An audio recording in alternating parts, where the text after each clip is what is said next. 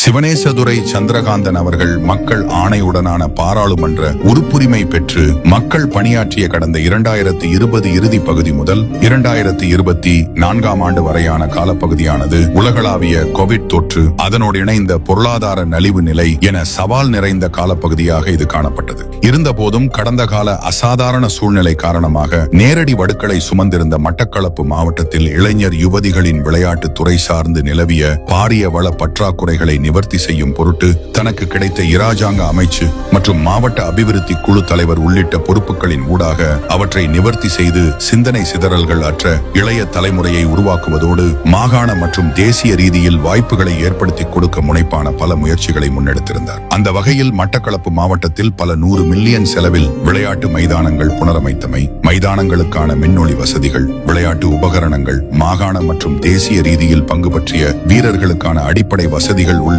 பல அபிவிருத்திகளும், மேலும் கழகங்களை முறைப்படி பதிவு செய்தல், புதிய சம்மேளனங்கள் உருவாக்கம் உள்ளிட்ட விளையாட்டு துறை சார்ந்த நிர்வாக பணிகளையும் முன்னெடுத்திருந்தார்.